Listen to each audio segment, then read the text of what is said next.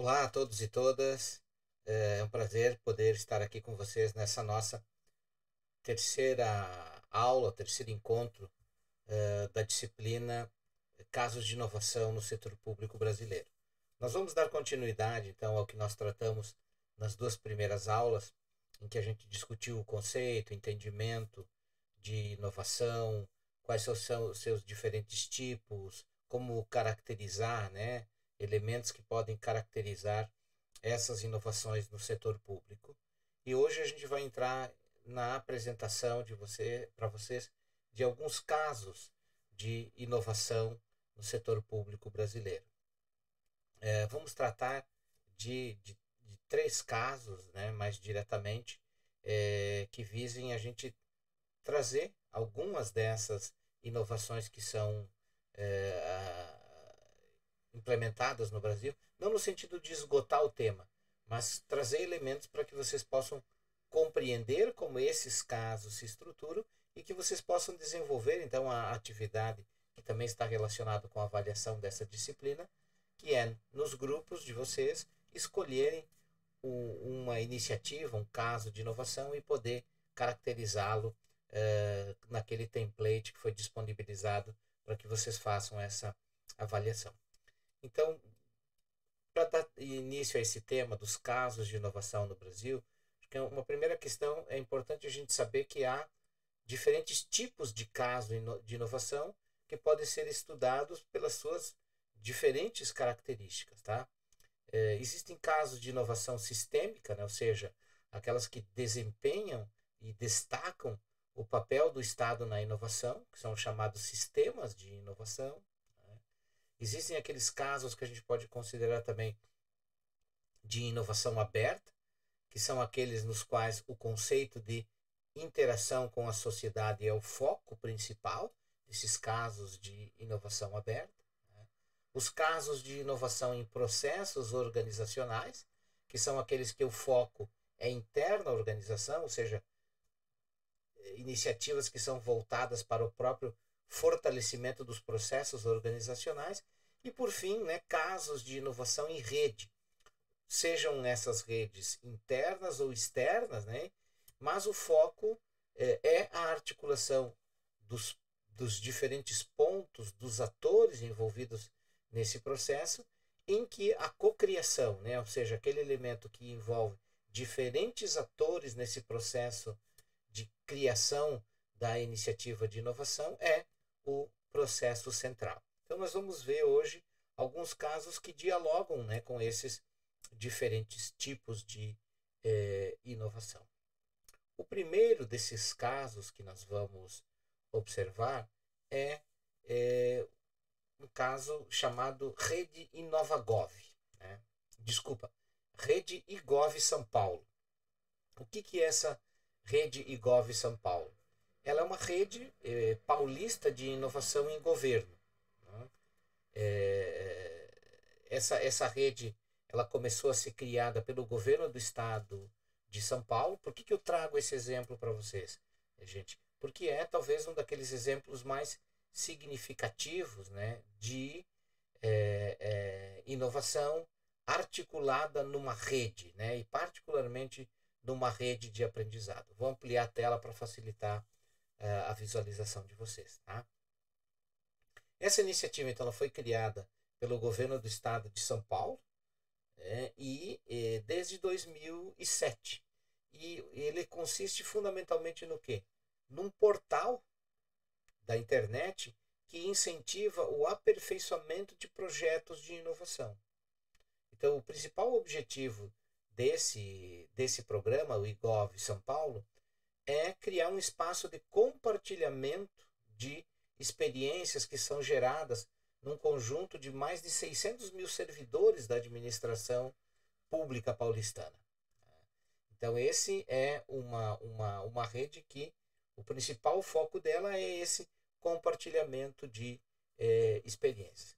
Então, a Rede Gov São Paulo, ela é, acima de tudo, um espaço, né, onde os servidores públicos do estado de São Paulo podem compartilhar suas experiências e também conhecer ações de fomento da inovação. Esse projeto ele tem no servidor público um papel fundamental. Por quê? Porque o servidor público assume o papel de protagonista dessa rede, na medida em que vai gerando conteúdos de forma autônoma nos seus diferentes locais, vai compartilhando essas informações, trocando ideias e trabalhando colaborativamente. Tá?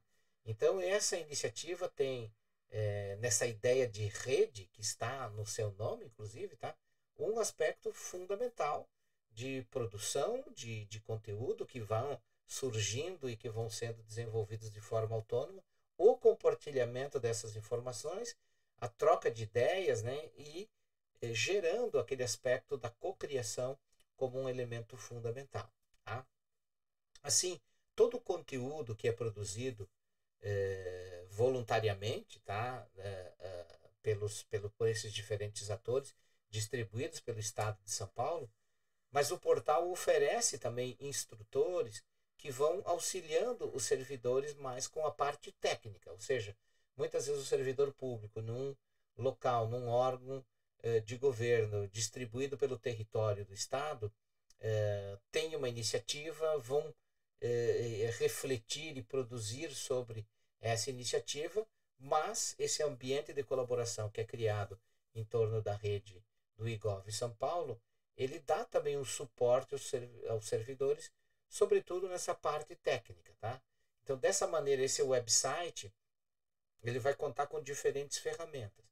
Então, uma delas é um blog, né, em que, na verdade, são compartilhadas informações e toda uma área onde ficam expostos, né, os diferentes projetos e estudos sobre inovação.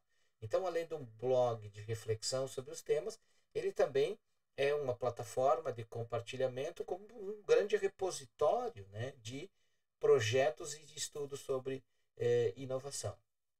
Essa rede toda é coordenada pela Secretaria de Gestão Pública e Inovação do Estado, tá? Que é responsável, né, pela coordenação da produção de conteúdo e da adoção das ferramentas tecnológicas que são disponibilizadas para tocar adiante essa experiência de inovação em rede, tá bem? Quais as premissas dessa iniciativa do IGOV São Paulo? Então, ele é o serviço público como um todo, ele possui, né, um elevado número de talentos que vão produzindo soluções inovadoras. Né? Então, isso é inegável, que a gente existe uma expertise, uma experiência acumulada e nas diferentes áreas, né, do serviço público, e essas experiências ficam muitas vezes, né, na maioria dos casos, restritas ao local onde elas são desenvolvidas. Tá? E essa ideia do IGOV São Paulo faz com que o governo, né, como um todo, acabe não se apropriando dessa inteligência que é produzida, né, que é desenvolvida nesses diferentes locais. Tá?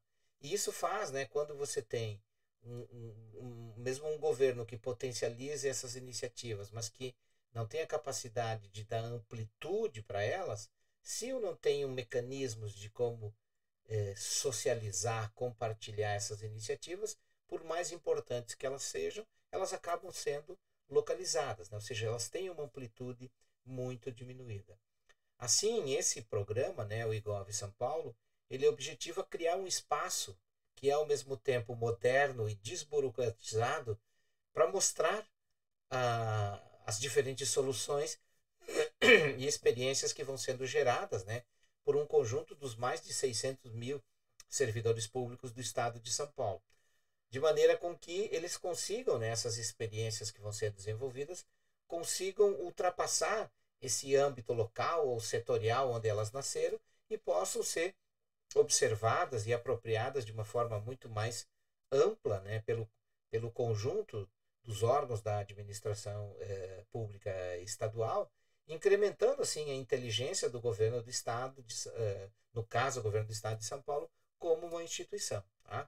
Então é fundamentalmente essa rede para dar as condições de eu ativar, né, essas iniciativas que vão sendo desenvolvidas muitas vezes localmente, tá? Em termos da sua estrutura e do funcionamento, todo o conteúdo da rede ele é construído voluntariamente pelos servidores, né, pelo próprio servidor, de uma forma descentralizada. Então essas iniciativas elas vão surgindo, vão pipocando de uma maneira voluntária, tá? Assim, qualquer servidor que tenha o interesse em colaborar, né, para a melhoria da gestão, das iniciativas de gestão do Estado, pode se tornar, com a sua iniciativa, um ponto dessa rede do IGOV-SP, tá? E a base de conhecimento que é gerada, ela vai ser composta por diferentes instrumentos, tá? Então ela vai ser composta por relatos de experiências, histórias, problemas não resolvidos ou já superados, soluções criativas, casos de envolvimento da comunidade, entre tantas outras, né, informações que vão ser relevantes para iniciativas de inovação e que vão ser compartilhadas, tá? Então todas essas informações elas vão ser compartilhadas através do quê? Dessas ferramentas que compõem essa rede. Os blogs, né? Tem o Wix, um Wix que é no formato Wikipédia, né? E que, portanto, também vai sendo construído coletivamente. Um canal de áudio, né? E principalmente um canal de vídeo. No começo dessa apresentação tem a referência do canal do YouTube desse programa, onde vocês encontram muitas das iniciativas que são compartilhadas, né? E nesses últimos anos, o canal de vídeos no YouTube, ele ganhou uma dimensão muito grande, né? Se no começo desse projeto lá, em 2007, 2008, até 2010, tinha uma influência muito grande dos blogs, né? Com o avanço também dos mecanismos de tecnologia de informação e particularmente a possibilidade de gravar vídeos e disponibilizar vídeos, o canal de vídeo no YouTube hoje é o carro-chefe desse programa, tá? Também em termos da sua estrutura e funcionamento, o projeto tem então na sua essência a multiplicação do conhecimento, isso é um elemento central aglutinador desse projeto, né? E com o surgimento de novos pontos, né, que possibilitam compartilhar iniciativas voltadas para a melhoria da gestão e o aprimoramento dos serviços prestados à população. Tá? Há um trabalho que vai contar a história dessa iniciativa do governo do estado de São Paulo, que ao retratar, né, ao caracterizar e retratar essa rede lá em 2018, então, portanto, 10, 11 anos depois do nascimento dela lá em 2007, que já naquele período ela contava, né, para vocês verem o papel que os blogs tinham, ela contava com 6 blogs, 2 portais, né, 4 canais de vídeo, além de um tutorial, né, no formato de wiki e um canal de vídeo, além de um canal interativo e um canal de áudio. Então vocês vejam que a estrutura dessa rede ela vai também se moldando e vai se aproveitando desses diferentes canais, né, e mecanismo de divulgação dessas iniciativas que vão sendo canalizadas para esse website que concentra essas ferramentas todas, tá? E isso é importante ressaltar aqui. Essas ferramentas sociais, né, blogs, portais, canais de vídeo, elas são ferramentas que são parte integrante e essenciais ao projeto. Tá? Por quê? Porque coloca em contato os servidores públicos com foco em inovação do governo. Tá? Então, esses canais são os mecanismos, os instrumentos para dar vazão a esse conhecimento que é produzido de uma maneira descentralizada, né, autônoma por esses servidores e que conseguem dar aquele passo de poder compartilhar, né, socializar as suas iniciativas, tá? Só fortalecendo novamente, né, quais eram as ferramentas, né, em torno do portal do IGOV São Paulo, os blogs, os canais de podcast, tá? Um canal de podcast chamado Pensando Alto, que também foi sendo desenvolvido e que possibilita o aprofundamento de temas, né, por meio dos podcasts, tutoriais, né? O IGOV explica, que é um conjunto de tutoriais que vai explicando não só as ferramentas, mas as possibilidades de divulgação, né? Os canais de vídeo, sobretudo o canal do YouTube, e também uma outra ferramenta que é a comunidade NosGov, né? Que é uma comunidade também de compartilhamento de informações e de diálogo entre os servidores públicos, tá? Então essa iniciativa que ela está traduzida nessa trajetória dos primeiros anos de surgimento, tá?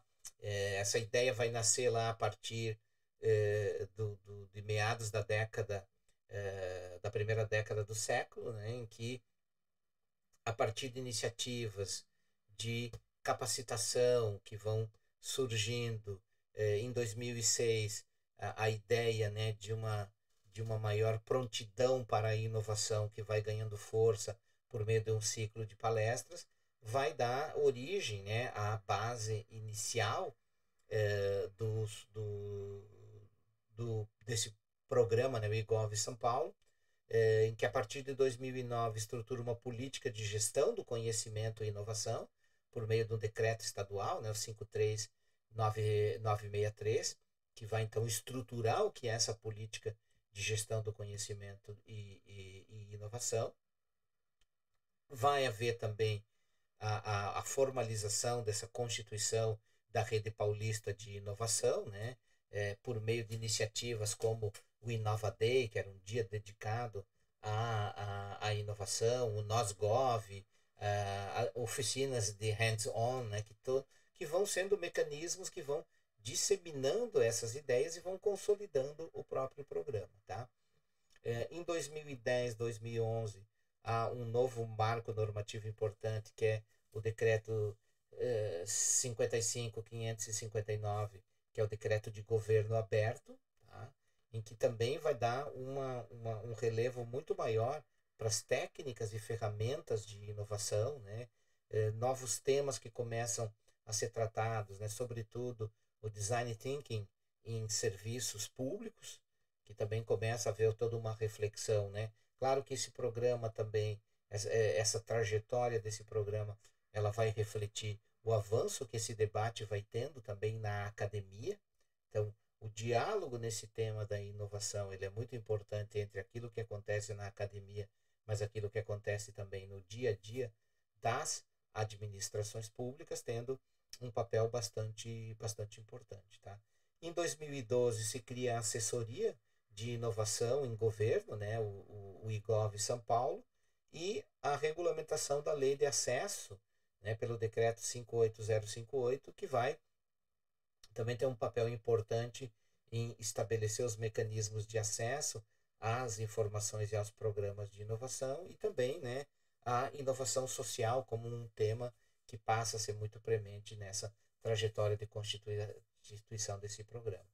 E em 2013, 2014, o governo, né, governo como plataforma, a expansão nacional do Inova Day, não apenas, né, como um dia que acontecia no estado de São Paulo, que elas passam a ter esse papel, as escolas de governo que vão se consolidando, né, o IGOV Lab, que é um laboratório de governo que também se consolida no estado de São Paulo, né, e iniciativas como Dá para Fazer. Então vejam que não é uma única iniciativa. Esse projeto, ele faz com que, com essa estrutura de rede, ele faz com que vão cada vez mais convergindo iniciativas em torno dele e vão agregando, né, iniciativas que vão surgindo nos diferentes órgãos de governo, com o avanço também com as políticas de inovação como um todo. Então, vocês vejam que esse programa, estruturado na forma de rede, ele também vai maturando e vai crescendo com o tempo, tá bem? Então essa é uma primeira iniciativa que eu queria apresentar para vocês aqui, que é uma iniciativa desenvolvida lá no governo do estado de São Paulo, estruturado em rede, tá? E que tem, eu diria assim, uma perspectiva muito interessante, que é fazer o quê? Não é dar luz sobre uma iniciativa bem-sucedida de inovação, e sim criar um mecanismo de colaboração, né, que possa servir de via para a disseminação dessas iniciativas inovadoras que vão surgindo de forma autônoma no governo. Então, ao trazer essa iniciativa aqui, eu queria que vocês estivessem atentos, né, para como a criação de possibilidades de inovação e particularmente, né, das organizações de onde vocês vêm, especialmente quem atua aí na Secretaria da Fazenda do Estado do Rio Grande do Sul, que é uma secretaria grande, composta de muitos órgãos de diferentes áreas de atuação, também distribuída pelo estado aqui do Rio Grande do Sul, que se nós quisermos dar vazão para diferentes iniciativas que vão surgindo, não só potencializá-las no âmbito local, mas criar as condições para que ela se dissemine para a organização como um todo, essa é uma perspectiva muito interessante de organização que o IGOV São Paulo traz para a gente. Tá bem?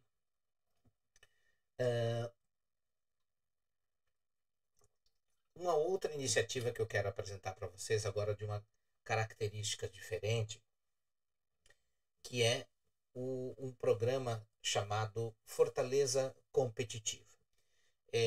Por que eu trago essa iniciativa, esse case para vocês? Primeiro porque ele é um case de um município. Tá? Se o outro era focado no estado e das iniciativas de gestão estadual, esse é focado no município, e o principal foco desse daqui não é voltado para o interior da própria administração. Ele é, sim, um caso voltado para a melhoria de um atendimento, de um serviço que é prestado pela prefeitura para a sociedade do município de Fortaleza. Tá? Então, em que consiste esse programa Fortaleza Competitiva? Né? O foco dele é buscar proporcionar, né, os instrumentos necessários a uma melhoria das oportunidades encontradas na cidade de Fortaleza, ou seja, empreendedores que vão estabelecer seus negócios em Fortaleza, como é que eles encontram no Fortaleza Competitiva mecanismos, né, de facilitar desenvolvimento dessas iniciativas lá na cidade de Fortaleza. Como é que isso acontece?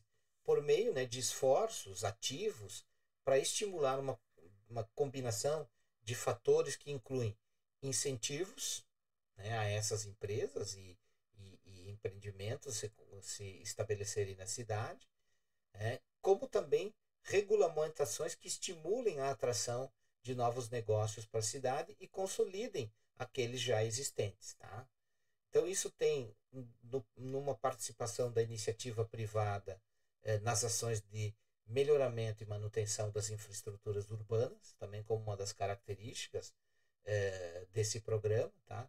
Uma melhoria do ambiente de negócios na cidade e qualidade dos recursos humanos e capacitação de inovação, né? Ou seja, todo um treinamento vocacional e modernização tecnológica e empresarial. Então, ele é um programa que, com um conjunto de ações nessas diferentes áreas, busca fazer o quê?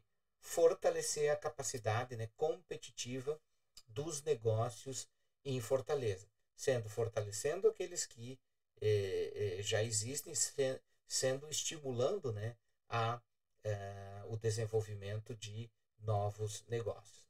Então, em termos da estrutura desse programa, do Fortaleza Competitiva, ele tem como objetivo desenvolver um ambiente de inovação e geração de oportunidades na cidade. Isso é o grande objetivo do programa, né?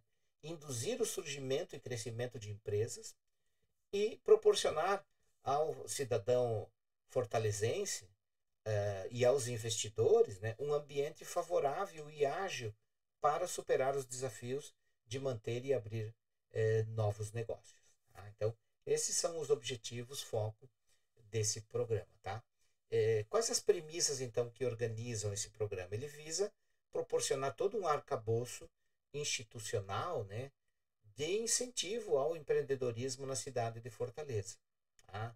E com isso facilitar, então, a abertura de novos negócios, a consolidação de novos negócios, e essas são as premissas do programa Fortaleza Competitiva, que são a inovação e redução de custos na implementação das ações e que fortaleçam, então, o surgimento e a consolidação dos negócios. Tá? Bom, como é que eles se estruturam, como é que eles atuam, tá? Qual é a linha de ação deles? Então, uma primeira linha é uma linha que busca incentivos e regulamentações.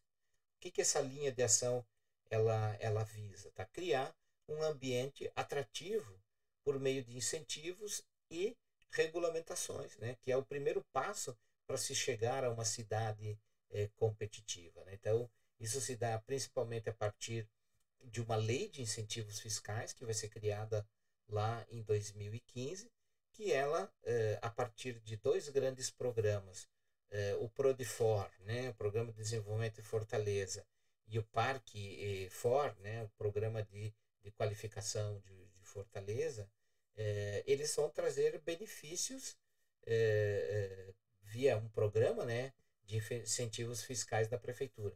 Quais incentivos fiscais? Sobretudo, a redução de tributos, né, arrecadados, né, tributos sob responsabilidade municipal, quais sejam o ISS-QN, né, o Imposto sobre os Serviços de qualquer natureza, o IPTU e o ITBI. Tá? Então, esses dois programas, eles, por meio desses benefícios, eles propiciam redução desses tributos que vão de 60%, né, no caso do ISS, a até 100%, como é o caso do IPTU, né, e de faixas entre 80% e 100% do ITBI, nesses dois diferentes programas de incentivos, né, e regulamentações das empresas. Uma outra linha de ação são os chamados arranjos públicos privados que são desenvolvidos. Tá? Essa é uma outra forma que o programa vislumbra, né? Que é tornar Fortaleza uma cidade competitiva e ser atrativa para os investimentos privados. Tá?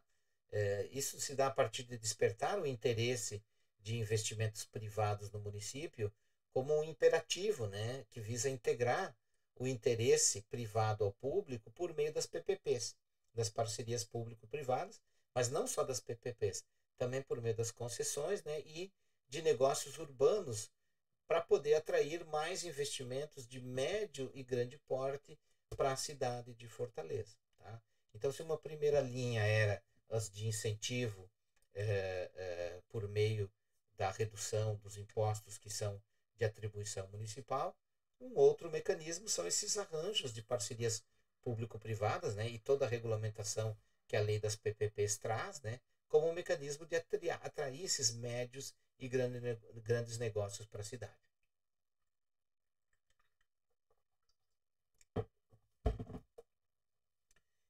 Esses arranjos público-privados, então, vão se dar por meio do que eles chamam de negócios urbanos, né? Que são operações urbanas consorciadas, as OUCs, né? Que são um dos principais instrumentos urbanísticos que viabilizam essas parcerias público-privadas no Brasil, que tem como um objetivo transformar áreas que são degradadas, né, em termos ambientais, econômicos e sociais. Então, esses arranjos público-privados vão se dar principalmente em torno, né, dessas operações urbanas consorciadas, visando transformar essas áreas que são degradadas, tá? E aí, o papel da construção civil, do apoio aos novos negócios são fundamentais nessas iniciativas. Uma terceira linha de ação é um processo de desburocratização. Então vejam que o programa Linhas de Ação, isenção de impostos, de tributos municipais,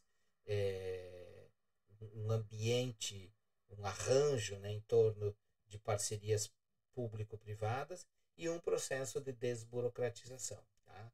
Que se dá especialmente através do Fortaleza Online, ou seja, um programa, todas as autorizações e licenças são expedidas de forma imediata e gratuita, ou quando há necessidade de pagamento de taxas, essas licenças são fornecidas em até 48 horas, então, portanto, há um processo que busca agilizar essas autorizações e licenças, tá? Por meio da avaliação automática do imposto sobre transmissão de bens e imóveis, né, de ITBI, e também do portal do contribuinte, onde muitas dessas informações são acessadas de uma maneira muito mais rápida, né, e desburocratizada pelos cidadãos, tá? Então, essas linhas de atuação do programa Fortaleza Competitiva. Uma outra linha voltada mais para o mercado de trabalho, né, apoio ao mercado de trabalho, que a ideia está centrada no fortalecimento das economias dos bairros, tá? O que cria um círculo econômico virtuoso, pois permite que a oferta, né, de oportunidades de emprego a uma população dessas regiões, né, dos bairros, que tradicionalmente acaba tendo que procurar postos de emprego longe das suas residências. E ao fortalecer, então, a economia dos bairros, se procura gerar esse ciclo econômico virtuoso em que as oportunidades de trabalho sejam geradas nesses bairros, nesses locais que são os locais de moradia de vida dessas pessoas, tá? E também realizar, né, incentivar capacitações profissionais pontuais para a demanda do mercado de trabalho desses locais que vão ser apoiados, tá? Então vejam que não é uma estratégia que também não tem uma preocupação territorial, né, de como isso se incide, como essas iniciativas incidem sobre o território que vai ser apoiado, tá bem? Então, termino essa parte aqui. A gente já vai entrar na apresentação de um novo caso de inovação, mas com essas duas, tá? Uma iniciativa no âmbito estadual, que é a rede IGOV São Paulo, que busca articular com uma estrutura de rede toda uma expertise e um conhecimento gerado dentro do próprio serviço público paulista e que possa ser, por meio dessa rede, compartilhado, né, dar visibilidade para essas iniciativas locais, para que elas possam ser compartilhadas, refletidas, sistematizadas pelo conjunto dos servidores do Estado. Já essa segunda iniciativa de inovação, um caso municipal, né, do município de Fortaleza, que busca com um conjunto de medidas, né, nessas 4 linhas de ações: redução dos impostos municipais, os arranjos público-privados, um processo de desburocratização no acesso às informações e às autorizações e licenças por meio dos cidadãos, né? Incentivo ao mercado de trabalho, criar as condições, né, de apoiar o surgimento de novos negócios e a atração de novos negócios para o município, tá? Termino apresentando esse daqui, tá? É o framework, o template lá que está disponibilizado para vocês para sistematização de um caso que vocês forem escolher. Porque, na verdade, é olhar o caso a partir dessas diferentes perspectivas que ele gera de observação e descrevendo ele a partir desse template que está disponibilizado para vocês também utilizarem para análise do caso que o grupo de vocês for avaliar. Tá bem, pessoal? Eu vou iniciar então agora o que seria o correspondente à nossa terceira aula, né, aqui da nossa disciplina, tratando de um outro caso, né, de inovação no setor público, e como o foco tem sido nessas aulas, né, de compreender como se estruturam ou as possibilidades de estruturação de diferentes casos de inovação no setor público. Tá? Como eu tinha falado para você já na aula anterior, o professor Sano tem nos laboratórios de inovação uma experiência já muito bem sistematizada e organizada, né, de administração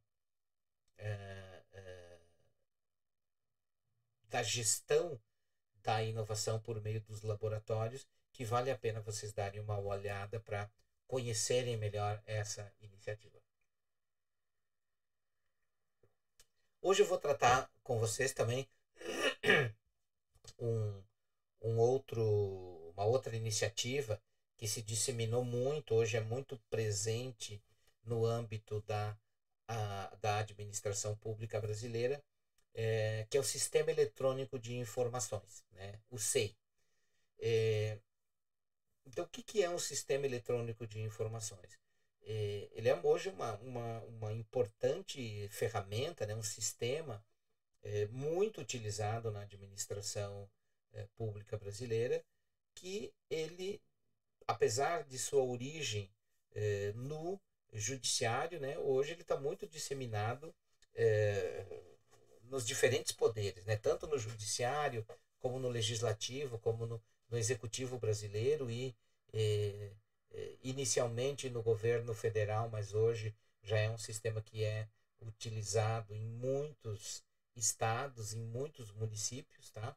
Ele foi uma ferramenta que foi desenvolvida pelo Tribunal Regional Federal aqui da 4ª Região, aqui no Rio Grande do Sul, né, que atende a região sul, os 3 estados do sul aqui, que é a 4ª região do TRF, e ele entrou em utilização a partir de 2009 como uma alternativa, né, para gestão eletrônica de processos e documentos, visando promover uma maior eficiência administrativa.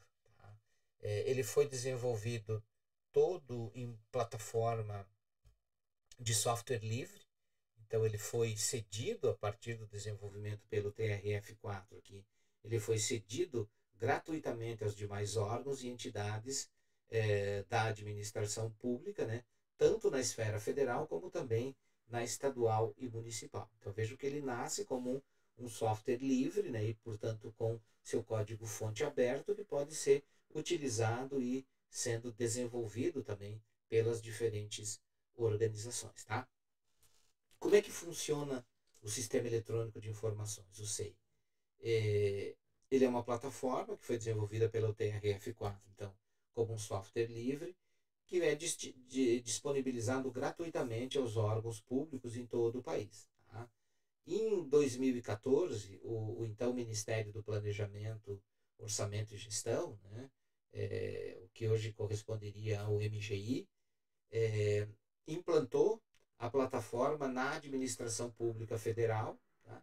E ampliou essa possibilidade para os estados e municípios no chamado PENSEI, né, que é o programa desenvolvido pelo governo federal, mas que permitiu então a adesão de estados e municípios de acesso ao SEI. Tá? Ele é composto hoje por mais de 400 órgãos e entidades públicas no país que aderiram ao sistema eletrônico de informações, tá? Ou seja, ele acabou tendo uma incidência muito grande sobre os órgãos da administração pública, né? Do ponto de vista federal, hoje ele está completamente disseminado nos órgãos da administração e crescendo bastante também no uso pelos estados e, sobretudo, pelos municípios, tá? Como é que ele funciona? O sistema SEI, então, ele permite transferir toda a gestão de documentos e processos eletrônicos administrativos para um ambiente virtual. Então, tudo aquilo que eram processos, que eram em papel, eles passam a ser completamente desenvolvidos em meio digital, seja com a possibilidade de geração de documentos dentro da própria plataforma, seja a possibilidade de inserção de documentos externos à plataforma que podem ser digitalizados e inseridos no processo virtual. Tá? Então, com essa ferramenta, a tramitação de expedientes, desde a criação, edição, assinatura, o armazenamento, ela é realizada toda por meio eletrônico. Tá? Então, isso foi um impacto muito grande, não só numa maior agilização, né, do transporte, que antes você dependia de um processo ser iniciado no protocolo, a transferência desse processo físico de uma unidade para outra, isso limitava muito mais o acesso, isso atrasava ou retardava muito mais a tramitação do processo, que foi muito, teve muito ganho, né, de eficiência e de agilidade de tempo com a implantação desse sistema eletrônico de informações. Tá? Com o uso do SEI, a integração e o gerenciamento eles são muito facilitados, né? Pela versão única que existe, mas que também concede autonomia para que os sessionários dessa ferramenta eles possam desenvolvê-la. Tá? E o SEI também vai tendo uma evolução. Então, por exemplo, o SEI permite, desde a sua função 3.0, desenvolver, né, e acoplar módulos próprios pelas organizações. Tá? Então, ou seja, ela pode também ter um processo de maturação desse sistema para atender as diferentes demandas e características dos órgãos. Tá? E a partir da versão 4.0, que vai ser disponibilizada a partir de 2021, o sistema também trouxe mais segurança. Né? Você sabe que também a partir de todo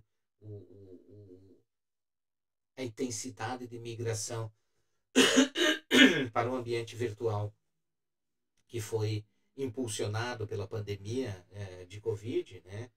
A versão 4.0, a partir de 2001, passa a ter uma maior preocupação com a segurança, né?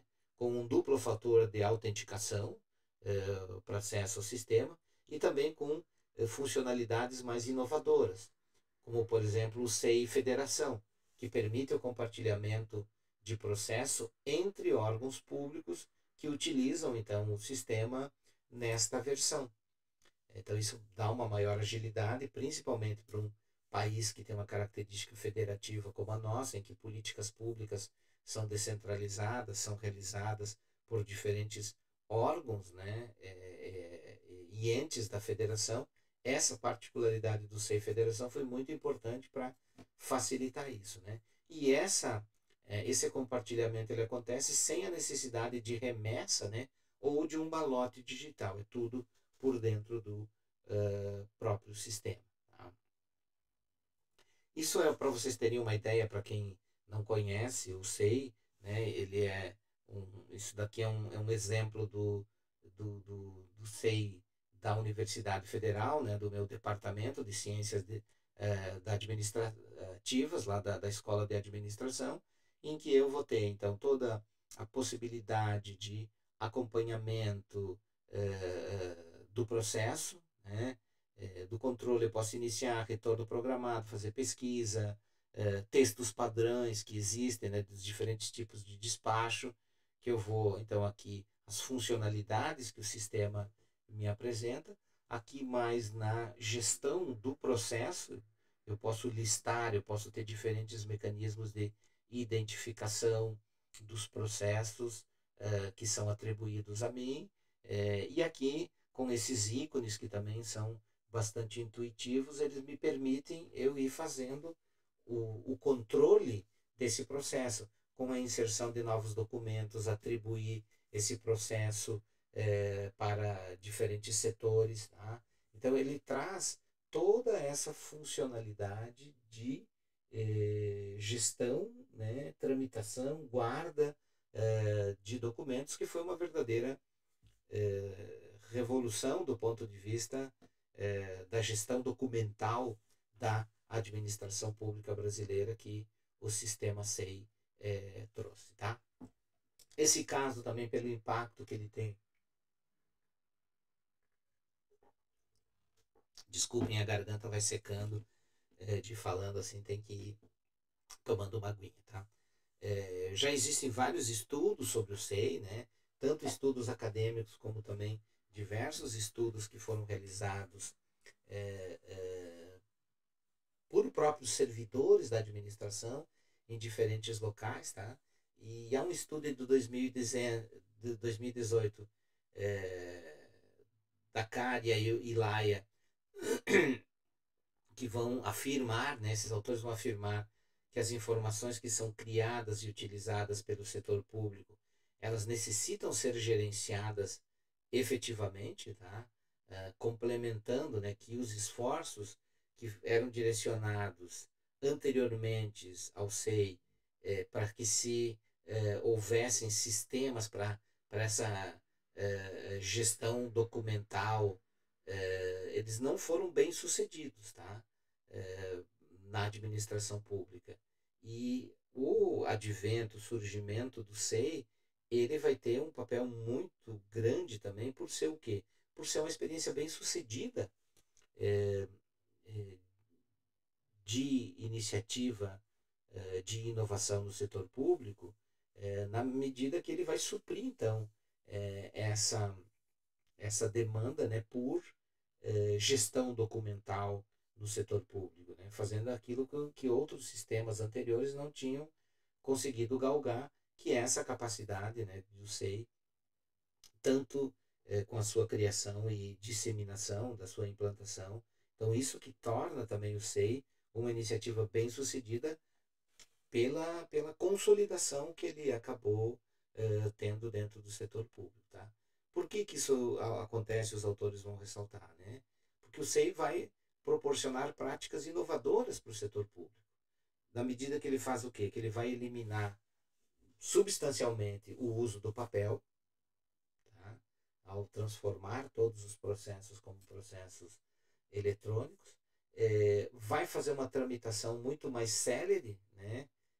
De pastas, documentos e processos, né? Junto com uma assinatura eletrônica via computador, e depois com o surgimento também com o gov.br, com a possibilidade de assinatura eletrônica de documentos, isso vai ser muito mais impulsionado, mas a possibilidade de assinatura eletrônica no SEI, seja via computador, tablet ou celular, dá uma agilidade muito maior, né, a essa tramitação dos documentos, né, e faz isso disponibilizando informações de forma segura, confiáveis e oportuna, né, porque ele é um sistema que, ao permitir essa tramitação e esse acompanhamento online dessa tramitação, torna muito mais tempestivos, né, os processos e o acompanhamento deles, sobretudo. Tá? Um outro estudo do Padilha, lá de 2011, vai destacar, né, que é fundamental a utilização de informações que possam, né, e que possuam um controle adequado sobre cada sistema, né, porque isso, dessa maneira, né, atinge-se os resultados mais favoráveis com os menores desperdícios. E foi isso que tornou também o SEI bastante adequado, porque ele traz muitas dessas vantagens, né, que a literatura traz para processos de gestão de informação, ele trouxe no seu bojo. Tá? Então é devido a esses aspectos inovadores e práticos, né, da gestão do processo que o SEI então traz grandes impactos positivos na modernização da gestão pública. Tá? Quais impactos? economicidade, na medida em que você tem uma economia muito grande, não só de papel, né, mas do espaço físico para guarda desse papel, desses processos, tá? Traz também uma maior eficiência no âmbito da administração, em que você tem uma maior agilidade na tramitação, no tempo de resposta desses processos e, sobretudo, né, de transparência dos processos que são públicos, né? Antes, se você quisesse qualquer informação, você precisava requisitar o processo, requisitar uma cópia do processo físico, ir lá buscar, né? Então, hoje, o SEI tem sistemas de busca de documentos que, por palavras-chave, mas sobretudo pelo número que é gerado, tanto de processos quanto dos documentos que estão dentro desses processos, que você consegue localizá-los de uma maneira muito mais efetiva. Você pode usar hiperlinks que você, ao fazer, por exemplo, uma, um despacho em que você vai se referenciar, ou uma análise que se referencia em outros tantos documentos, você vai simplesmente fazendo esse hiperlink, que ele te automaticamente, ao clicar sobre ele, ele já vai te remetendo a esses documentos. Então fica muito mais fácil você acompanhar esses processos e também dar transparência a esses processos que são públicos, tá? A CARI e a Laia também, elas vão, então, a partir disso, no estudo delas de 2018, elas vão concluir ainda que o SEI, além de viabilizar a institucionalização de uma política de gestão documental de fato, que vai ser sustentado por elementos, né, que conformaram um desenho institucional para essa política de gestão documental, que é um sistema flexível, né, suficiente para abarcar qualquer processo da administração pública, com quaisquer documentos que precisam ser tramitados. Tá? Então, é por isso que o SEI teve esse grande sucesso como uma ferramenta, né, que viabilizou essa institucionalização de uma política de gestão documental. Tá? Então, dessa forma, gente, nós podemos dizer, né, que o SEI, então, ele vai se coadunar, né, ele vai se relacionar com aquilo, né, que o Cavalcante e os outros autores, nesse livro que vai tratar das inovações, né, na gestão pública no Brasil, porque ele se relaciona, então, com aquilo que o Cavalcante define, né, como inovação no processo, com o objetivo de aumentar a eficiência e a eficácia dos processos organizacionais internos. E isso o SEI inegavelmente trouxe enquanto institucionalização de uma política documental com muito mais agilidade e transparência.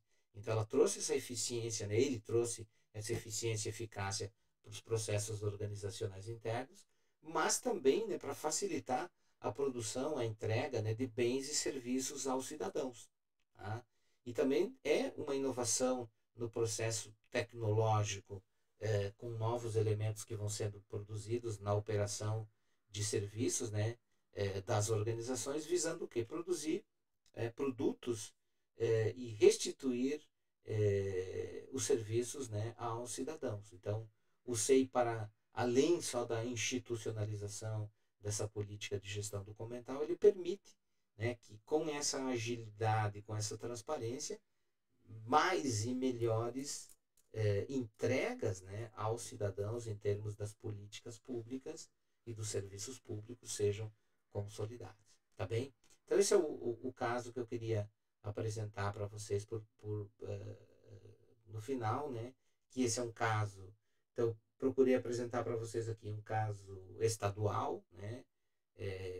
Com o IGOV São Paulo, de uma rede de compartilhamento, um caso municipal que busca focar na melhoria do ambiente de negócios, então muito mais naquela relação governo-sociedade, e o terceiro, que é um caso nascido, né, como um caso federal, que foi o SEI, que hoje já se disseminou para todos os níveis da administração pública, que é de gestão documental, né, em que, com o avanço também dos instrumentos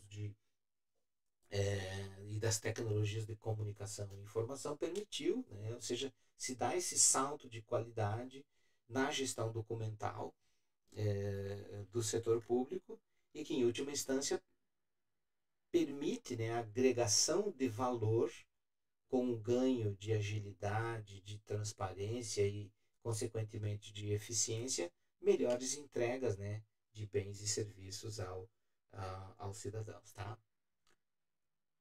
É o elixir depurativo para todos os males que resolveram os problemas da administração pública? Evidentemente que não. Tá? Mas são ferramentas muito importantes em dar um salto de qualidade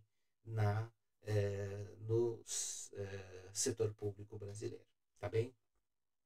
Eu queria fechar então esse nosso terceiro encontro, gente, tratando de um tema, né, a partir de trazer à tona para vocês alguns desses casos, que é um aspecto ligado à gestão da inovação no setor público. E dialoga, evidentemente, com os casos que a gente apresentou e trouxe aqui para vocês, mas que é, na verdade, né, aquilo que o Antônio Isidro, que é um estudioso desse tema, né, ele traz que para a gente pensar em inovação no setor público, nós precisamos, além, na verdade, de como é que essa inovação ela é consolidada dentro das organizações, ou seja, como é que eu faço com que uma ideia ele se transforme concretamente numa iniciativa, o Isidro vai dizer que a gente precisa pensar, então, um modelo de gestão da inovação no setor público, e esse modelo deve se fundamentar em alguns princípios que ele vai destacar. Quais os princípios que o Isidro vai trazer para a gente pensar um modelo de gestão da inovação? Primeiro, que a inovação é um fenômeno multidimensional e multinível. Tá? Então, eu preciso pensá-la e compreendê-la dentro dessa multidimensionalidade e diferentes níveis que ela acontece. E, portanto, a gente precisa enfatizar, né, que a gestão da inovação ela precisa ser apoiada na mobilização do quê? De diferentes níveis da estrutura organizacional. Tá? Então, esse é um aspecto importante, que esse aspecto multidimensional também exige que a gente tenha capacidade de mobilização e ativação desses diferentes níveis e estruturas organizacionais. Não dá inovação, não dá para ficar isolada numa única caixinha. Tá? Uma segunda princípio que a inovação envolve o quê? A noção de processo, de mudança, de agregação de valor. Tá? Que é isso que vai garantindo a evolução em termos de qualidade e melhoria. É aquilo que a gente conversava na nossa primeira aula, né? Inovação tem que estar muito ligada a essa ideia de agregação de valor, senão vale a pena inovar se não for para agregar valor a valor público, seja na melhoria, na qualificação de um processo, mas também na entrega de bens e serviços públicos. Tá? Então, esse é um princípio fundamental que o Isidro traz. Tá? Um terceiro princípio é que a inovação ela é colaborativa e aberta. Ou seja, eu preciso garantir uma ampla participação dos stakeholders, né? Ou seja, dos atores envolvidos nesse processo. Tá? Isso é um elemento fundamental. E, por fim, né, um quarto princípio, a gestão da inovação envolve o desenvolvimento de capacidades nas organizações. Então, essa gestão da inovação ela não vai surgir da geração espontânea. Ela depende também do desenvolvimento das capacidades das organizações e, portanto, ter políticas desse desenvolvimento é fundamental. Tá bem? Outros aspectos que ele vai destacar, né, e com base nos estudos sobre modelos de inovação no setor público, o Isidro vai propor, né, estruturou um framework, ou seja, um modelo integrado, os principais elementos, né, que devem estar constituindo a gestão da inovação. Tá? esses elementos constitutivos da gestão da inovação, eles precisam estar presentes a partir das melhores práticas mapeadas pela literatura. E esse modelo integrado de gestão pública inovadora, que ele vai chamar de GESPublin, né, ele vai ser apoiado em um referencial teórico, prático, de sustentação do desenvolvimento da inovação em organizações públicas e visa contribuir para a concretização de agendas e políticas de inovação nas administrações públicas. Tá? Em síntese, o Isidro vai propor que um modelo de gestão da inovação ele precisa ser integrado e ele vai propor, então, a partir daqueles princípios, esse GESPublin como um mecanismo concreto, né, de gestão da inovação no setor público. Isso se traduz, né, essa metodologia que ele propõe, né, esse GESPublin, esse modelo integrado, melhor dizendo, do que metodologia, está nesse livro dele, que você tá disponível na internet, também está citado nas referências, né? Gestão Pública Inovadora, um guia para a inovação no setor público. Tá? Ele vai destacar nessa obra dele que o desafio da gestão é a efetiva mensuração, né? Ou seja, a capacidade de medir para subsidiar a tomada de decisão sobre como mobilizar, alocar, né, e utilizar os insumos, os ativos e os recursos necessários para a inovação. Ou seja, para essa tomada de decisão, eu preciso ter elementos que me permitam trazer evidências, dados, né, que permitam essa capacidade de decisão de como mobilizar, alocar e utilizar esses insumos, né, ativos e recursos que são necessários à inovação. Para quê? Para garantir a continuidade, né, por meio de uma capacidade de gerir essas potencialidades e de minimizar as barreiras e restrições à intenção de inovar. Tá? Então isso é uma proposição do Isidro, mas ele vai dialogar também com outros autores que vão pensar a gestão da inovação dessa maneira. Então, nas figuras a seguir, gente, eu vou trazer de uma maneira bem sintética, tá? Aquilo que é esse modelo integrado que o Isidro vai propor nessa obra dele, tá? Que procura sintetizar quais são os elementos da gestão da inovação que o autor vai propor. Tá? Então, esse é o quadro síntese do framework integrado de gestão da inovação no setor público que o Isidro vai propor. Tá? Nessa figura aqui, a gente pode identificar que ele vai dizer, olha, que a gestão da inovação envolve 4 dimensões que precisam estar articuladas nessa gestão. Né? Primeiro, o ambiente de inovação em que essas ações vão estar inseridas, a capacidade de inovação e é dentro desse ambiente, dessa capacidade que atividades de inovação vão ser desenvolvidas que vão gerar resultados e impactos da inovação. Tá? Então, esse framework exposto, caracterizado nessa figura, ele busca compreender cada uma dessas dimensões do ambiente de inovação, da capacidade de inovação, das atividades de inovação e dos resultados da inovação dentro de áreas, tá, que precisam responder a questões chaves no entendimento da inovação em cada uma dessas dimensões. Tá? Então, por exemplo, quando eu vou compreender o ambiente de inovação nas suas diferentes áreas, os objetivos, os indutores, os facilitadores, as barreiras de inovação, ou seja, tudo aquilo que interfere num ambiente de inovação, eu preciso dialogar com questões, né, com perguntas-chave, como, por exemplo, o que se pretende alcançar com a inovação que está sendo desenvolvida? Tá? O que motiva essa inovação? O que facilita, né, ou viabiliza essa inovação? O que impede? Tá?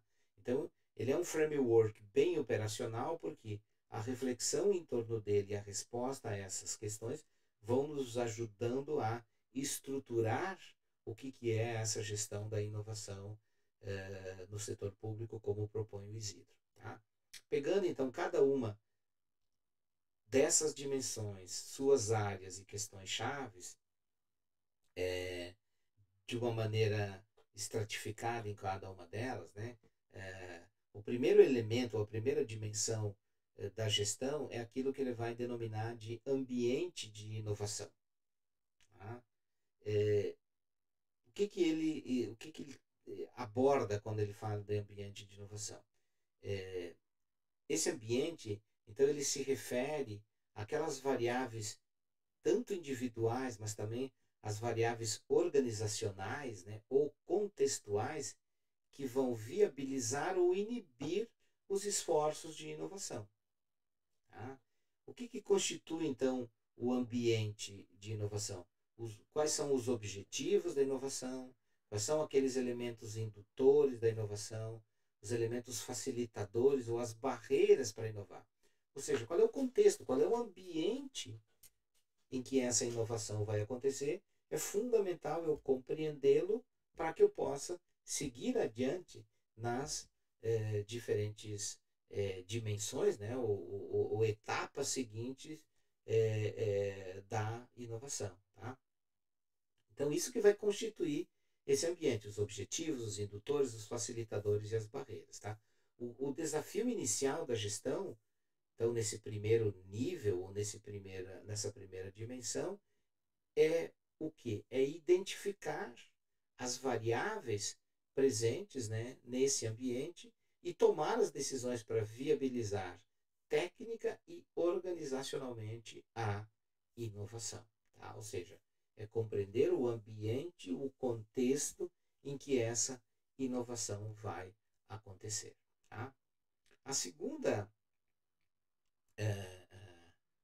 importância também dessa compreensão do ambiente de inovação é porque é quando a gente então vai detalhar cada uma dessas áreas dessa dimensão do ambiente de inovação. Tá? Eu preciso responder a questões relacionadas ao quê? Quais os principais objetivos da inovação no setor público?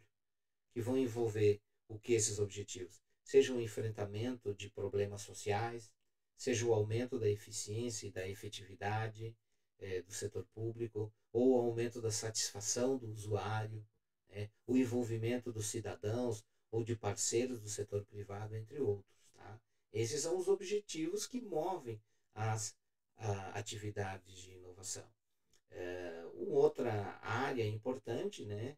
Quais são os principais indutores ou os drivers, né? Ou seja, os motivos da inovação? Que esses indutores vão se referir ao quê?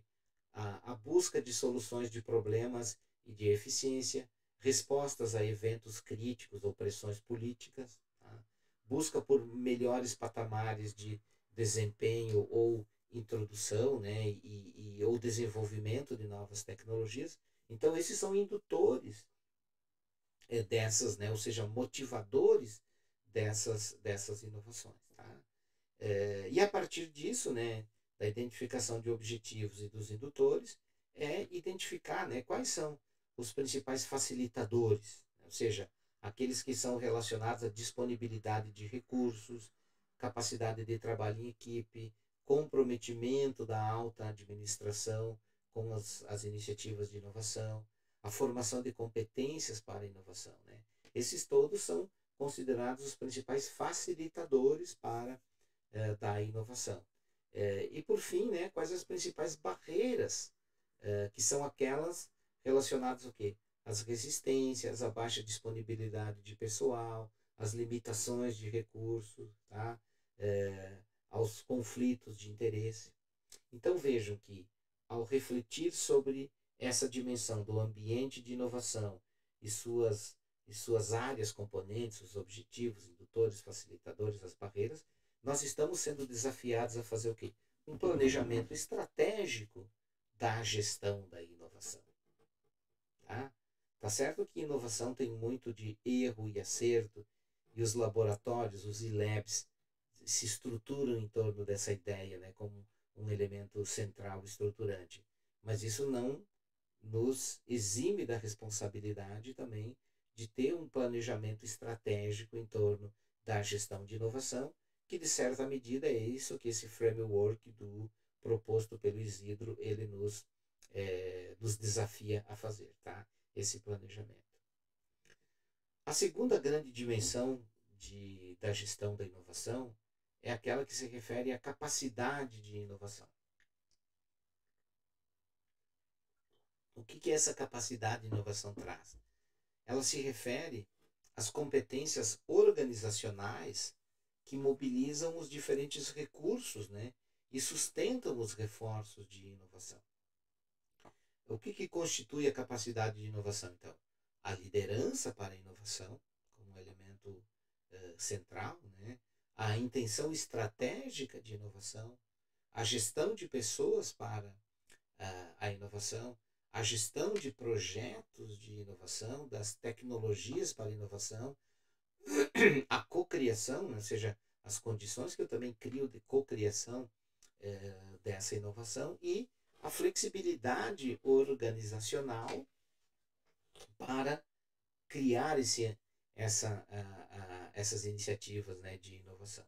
Então, isso tudo conforma essa segunda camada, essa segunda dimensão, que estão dentro de um ambiente de inovação, mas que eu preciso ter a capacidade de inovação, de mobilizar essas capacidades, né, de liderança, intenção estratégica, gestão de pessoas, de projetos, de tecnologia para essa inovação, tá bem? Uma terceira camada, né, uma terceira dimensão são as atividades de inovação. Essa terceira camada, né, o terceiro elemento, vai se referir ao que? As atividades de inovação, ou seja, as que se caracterizam, né, o ciclo no qual as ideias são geradas, selecionadas, implementadas e difundidas. É quando eu transformo, de fato, aquelas ideias em ações.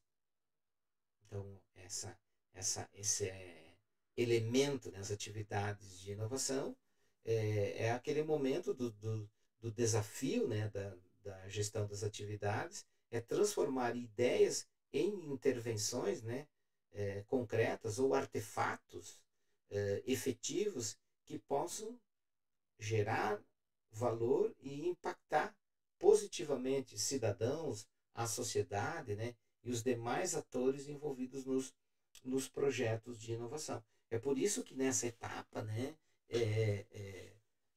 responder às questões que aparecem aí, como as ideias são geradas, como as ideias inovadoras são selecionadas, né, como elas vão ser implementadas, como elas vão ser difundidas, são todos os desafios dessa etapa, né, de atividades de inovação e que também vão ser determinantes nesse planejamento para a gestão das inovações. E por fim, gente, na última dimensão, que são os resultados e impactos da inovação. Tá? Nessa etapa, nessa camada, se descrevem os efeitos diretos e indiretos da inovação. E aí também se constituem os resultados da inovação, quais resultados? A melhoria do desempenho, do clima, da imagem organizacional, a melhoria dos serviços, né? A satisfação dos usuários, né? Bem como, né, a melhoria da qualidade de vida da sociedade. Então, essa última camada está voltada a partir do conhecimento desse ambiente, da mobilização das capacidades de inovação, da transformação de ideias em atividades, como é que eu colho e analiso os resultados da inovação no setor público. Tá? Então, como uma forma de sintetizar isso que o Isidro propõe, né? esse modelo integrado, esse em torno desse framework, né? Ele termina, né? E eu quero terminar também com uma frase do próprio autor, do Isidro, em que ele diz, ó, que os caminhos e as trajetórias de sucesso da gestão da inovação do setor público são inúmeros, tá? Tanto caminhos quanto trajetórias do sucesso.